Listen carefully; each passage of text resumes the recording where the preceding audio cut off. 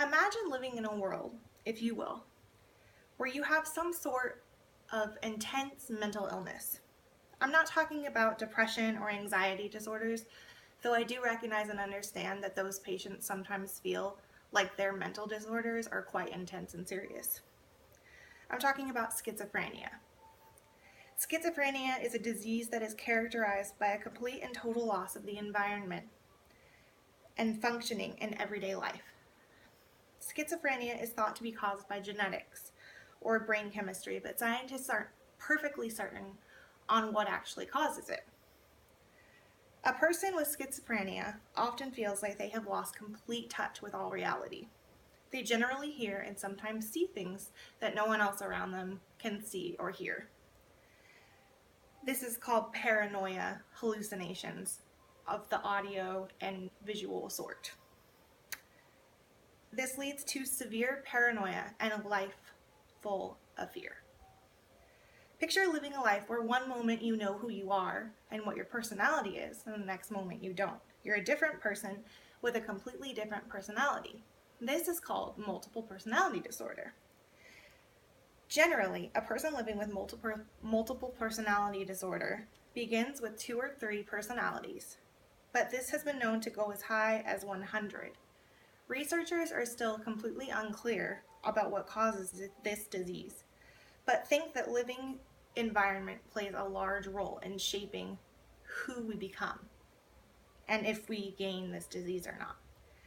Living and navigating through our complex world would be nearly impossible. Your options of living would likely be with family, if they are willing to take you in, living in a nursing facility that accepts psychiatric patients, living in a locked mental facility, or being forced by some sort of state or law enforcement pending someone with a psychiatric disorder does something illegal. When mental health issues are left untreated for too long, many of these patients turn to illegal drugs. It's a way to help them escape from their own minds and the war being raged inside. This sadly can often lead to patients doing other things that are illegal, such as prostitution or stealing to help pay for these drugs. Then, this increases the number of mentally ill offenders being placed in prison instead of a mental health facility where they really belong.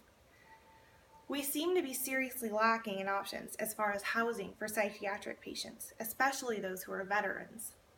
The very men and women who literally put their lives on the line to ensure our freedoms should never have to come home to an ungrateful country who are unwilling or unable to help them with mental health issues that are probably directly related to serving in a war they signed up to help fight.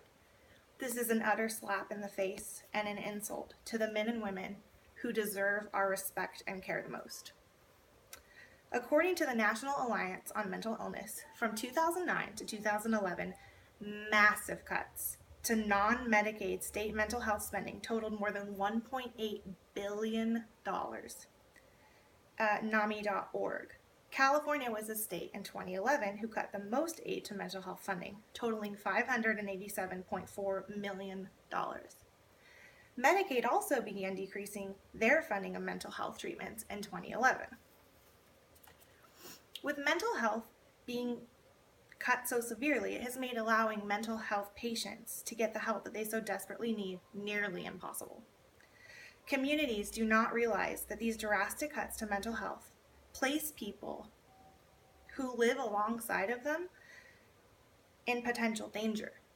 The state of California, according to the National Conference of State Legislature, NCSL.org, a patient who has been admitted into a psychiatric facility may not purchase a firearm while in the locked psychiatric facility, but as soon as their treatment has ended, they are able to purchase a firearm with no issues.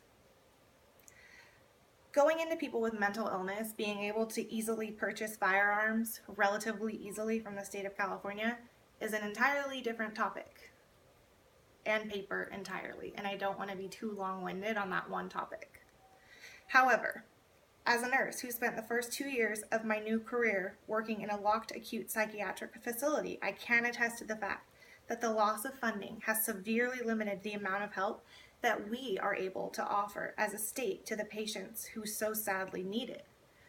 The question then becomes sort of well, whose problem are these patients then? If the state-run programs don't have funding, they can't accept new patients. A 2014 report by the Treatment Advocacy Center notes bluntly that prisons and jails have become America's new asylums. 10 times more mentally ill people are now in jail and prisons than in state psychiatric hospitals, where they belong. In 2012, approximately 356,268 inmates with severe mental illnesses were in prisons and jails, while about 35,000 severely ill patients were in state psychiatric hospitals. So we've talked about some mental illnesses, spending cuts to health, funding in California and to Medicaid, veterans not getting the help that they rightly deserve, and how prisons and asylums are now having more and more mentally ill people admitted into them. But how do we fix this massive issue? And how do we really feel about it all? Are you comfortable with the idea that mentally ill people are being sent into jail or asylums because there is no longer money to place them where they really need to go? And if not, then how do we solve this issue, and where do these patients actually belong? This is such a complex and complicated, large issue, and there really is no easy way to solve it, in my opinion. I hope this speech made you stop and think and better understand mental health and the lack of funding, and made you want to find a solution as to how we can get these individuals the help that they so desperately need and deserve. If mental health could be physically seen on its sufferers, maybe we wouldn't just say, just get over it.